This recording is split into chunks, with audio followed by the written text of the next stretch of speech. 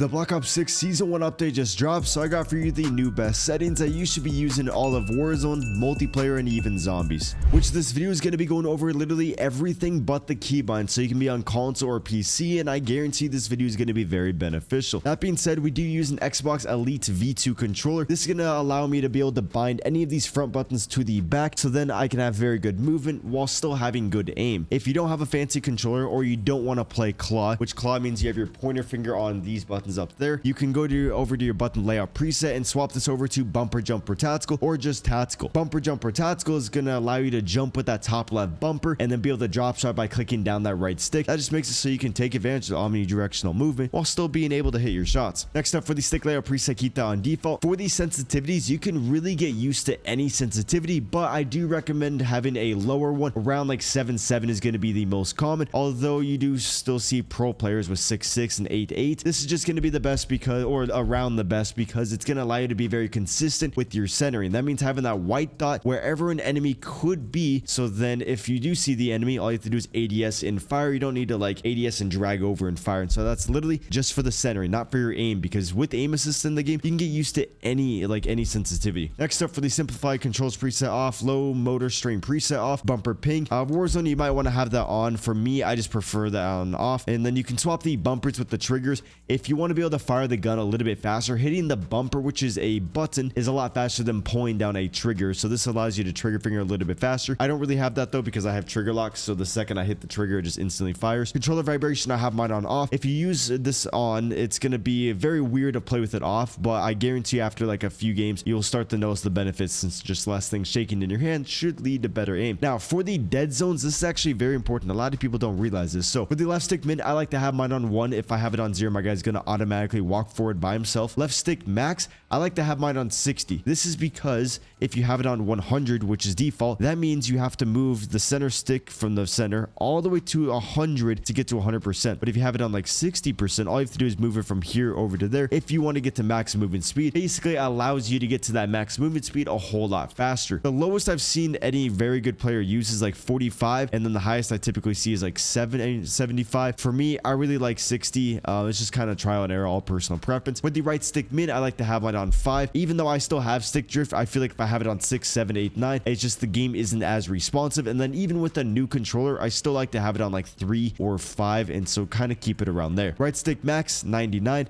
and then left trigger, right trigger, this is going to make it so the second I hit the trigger, the gun is going to fire in game. Now for the aiming settings, for the sensitivity multiplier, I like to keep mine on 0.85 as well as the ADS sense multiplier. I found that like if I keep everything very consistent, it seems like there's less input lag. Like if I increase these to like 0.95 or something, like I swear there's a little bit of like input lag, and so I just like to keep all that exactly the same, and I recommend you guys to do so. Look conversion, standard, aiming, advanced settings, this stuff super important. You're going to want to go for your aim response curve type and set this to dynamic. Basically makes it so if there's 2 targets on your screen, it's going to be easier to, you know, kill one guy and then snap to the next one. If you have it on linear or standard, it just feels a little bit awkward, and you'll notice that's the reason why every very good player runs dynamic. Custom sensitivity per zoom, again, I just made mine all of the same thing. Oh, let's increase that back to 0.85. Target aim assist, obviously you want that on.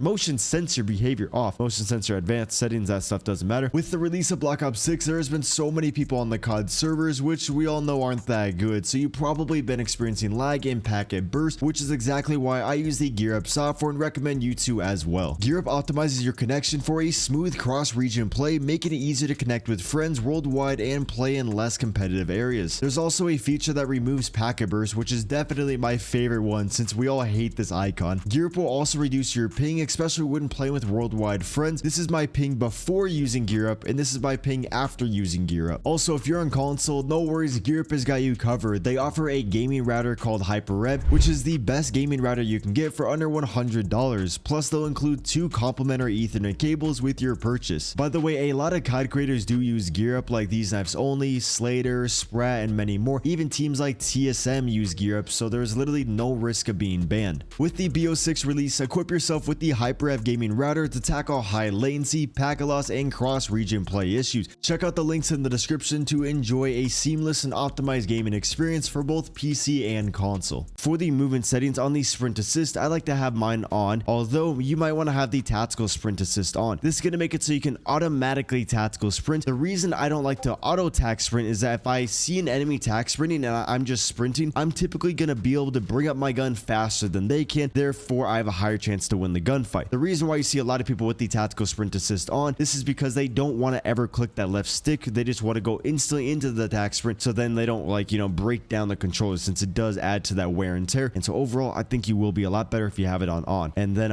make sure you have your sprint assist delay on 0. This is just going to make it so it's instant. And then I like to have the sideways and the backwards on. Mantle assist, you always want all of these off. Crouch assist off. Corner slice, I like to have mine on off. It just if you have it on, there's a little weird animation that I just personally don't really like on there. Sprint restore, make sure this is on, very important. Same with slide maintain sprint. Your game is so much more fluid with it on. Parachute automatic behavior off. Mantle cancels reload. I like to have mine on, but you might like to have that off. Actually no, I like to have that off, sorry about that. Movement advanced settings, the sprint / tactical behavior, I like to have it on toggle. Auto move forward off. Auto door peek off. Grounded mantle off. Tactical sprint activation, single tap sprint. This is going to make it so if you don't have auto tac sprint on, you can get into the tac sprint by just clicking that left stick once. By default, you gotta click it twice, but if you have it on single tap, it's not gonna really, you know, add to that wear and tear as much. Plunging underwater free, sprinting door bash on. And then for the vehicle behaviors, this stuff doesn't really matter too much, but feel free to copy all of this. If you guys do find this video helpful and you want to get better at the game and you want more videos like this, make sure you hit the sub button. And if you want to get notified, have the noties on, and a like is appreciated. ADS sight behavior hold, weapon mount activation, ADS plus melee, dedicated melee weapon activation, hold melee, body shield / finishing mode behavior, prioritize finishing move, or up to you. Armor plate behavior, apply all. That is not personal preference, you need that. C4 detonation, I like to have that on all at once. Equipment behavior hold, manual fire behavior press, combat advanced settings. You feel free to copy all of this stuff. These things aren't too important. The stuff that we were going in the beginning a little bit more, and then we'll get into the very important stuff with the graphics, which I guess is right now. So display mode, oh, keep in mind if you are on console, it is gonna look a little bit different, but just go through this with me and then just you know, change the ones that apply to you. PC just gets a little bit more advanced settings. So display mode, I like full screen exclusive will remove input delay, but I'm like a streamer, use the other monitor, so I like to have borderless. Display monitor, that's all personal. This stuff not too much, so just feel free to go here and copy all of this. NVIDIA reload, reflex low latency, I like to have that on. I notice I get the most amount of FPS, which I get about 400 FPS with this build. And then eco mode, preset custom, VSync gameplay off, VSync menus off, custom frame limit. Make sure just in the menus you have it capped at 60 so your PC doesn't work harder than it needs to. Reduce menu render resolution native, pause game rendering off, reduce quality when active off, focus mode 10, the HDR off. Now for the quality, so render resolution, keep this on 100, don't have it on 101 or 99, 100 is perfect. Dynamic resolution off, upscale / sharpening, this is gonna make your game look insane better. That was a horrible grammar, but the game is completely different when you increase this between like 50 or 100. I like 100. Go into a game and adjust it to your liking, but it is insanely beneficial. And then for the VRAM skill target, 90. Variable rate shading on. If your game crashes a lot, then I would take that off. That actually will save it a lot of the time. So a lot of these settings are going to be to maximize that the FPS and still being able to see the enemies. Because I'm streaming, I just have it on high and I still get 400 FPS, so I don't mind to make it look better. But if I was on like an average PC or just you know, if I wasn't getting the max FPS, I would keep it on normal. This just makes it so the enemies are a little bit easier to see. Texture filter anastrophic, low. Depth of field off. Detail quality low. Particle resolution very low. Bullet impacts, you will get more FPS if you have this on off, but when I'm testing recoil patterns, I do like to have that on. Persistent effects off. Shader quality low. You actually can see that you see a little bit more of that wall when you have the texture quality on low. And then for the on-demand texture streaming, I like to have this on minimal. I'm not even gonna try to say that again. Local texture streaming quality low. Shadow lightning, shadow quality very low. Screen space shadows, you will get more FPS with this on off, but the camos and things in game look so much better with it on high. Occlusion or occlusion, yeah, I'm horrible today. And screen space sliding off. Screen space reflections high. Static reflection quality low. Also keep in mind the space reflections, this is going to make your camos look better. You will get more FPS with that off. Tessellation off. Volumetric quality low. Deferred physics quality off. Weather grid volumes off. Water quality off. Again, this is to maximize your FPS and just make everything run very smoothly. For the field of view, if I'm playing rank play, multiplayer rank play, I'm going to lower this to 103 because the lower the FOV, the bigger the targets are going to be, and it's going to feel like you have a little bit more aim assist. And there's a reason why you don't really see pro players going past 105. If you're playing Warzone, the maps are so big that it actually is beneficial to have a higher FOV. And so in Warzone, you can really do whatever you want. I like 115, and then just multiplayer regular public matches are way more fun with the higher FOV. But again, if you're playing Modern Warfare 3, I mean, if you're playing BO6 rank play when that comes out, 103 is definitely going to be very beneficial to you, or 100 or even 95. ADS field of view affected, weapon field of view default, third person field of view 90, vehicle field of view default. Make sure the motion blur is on off. I wish by default it was off, because a lot of people hop in the game and they think the game looks horrible because all these things are default on. Like, it just really ruins the game. But that's gonna wrap it up for the graphic settings. Now for the audio, I like to have my master game volume, I guess, at 100. Gameplay music volume,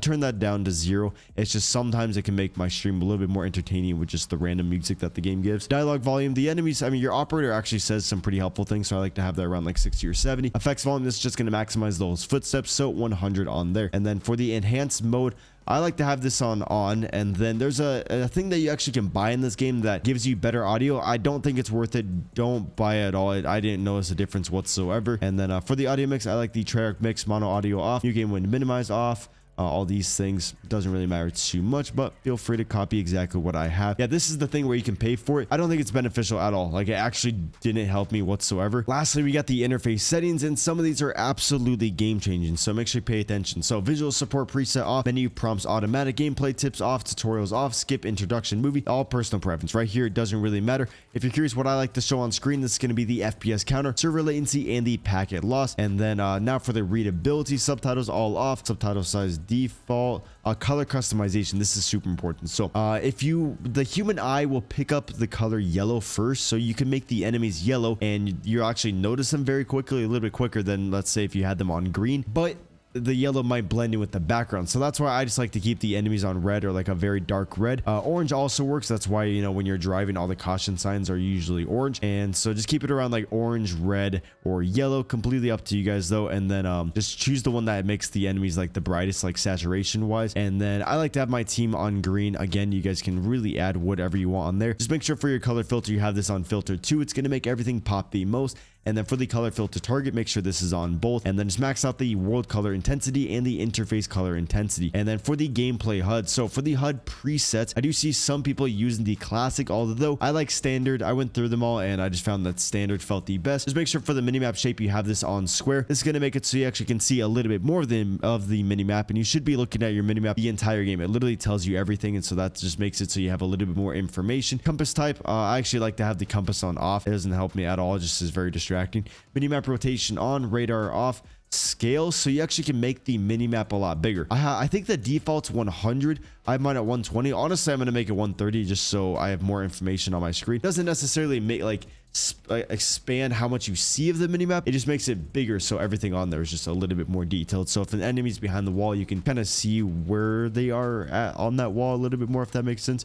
Personal preference, so really do whatever you want on there. And then information, all, icon scale just 100, minimap opacity 100. Feel free to copy all of these things on here. You can really get detailed with everything, which is pretty cool. For the HUD balance, make sure you bring everything to the center of the screen as much as possible. This just makes it so you don't have to move your eyes as much to see the very important information. And then there's another one that is very important. This is going to be for the crosshair. So the crosshair, I like to have mine on static. This is just going to make it so it's a little bit so you have that white dot in the center of the screen. You want to put that wherever an enemy could be, so you can just ADS and fire. I believe this one's going to be the static. It just makes it so it's a little bit easier to hit fire and just know where your shots are actually going. And so make sure it's on there. And then you can actually change the crosshair dot color. I just keep mine on white, but honestly, I'm gonna try out having it on the more on the blue side of things, just so it's a little bit easier to actually, you know, put that onto the enemy. And then I like to have the center dot scale on default. Honestly, I'm gonna mix it up and do larger.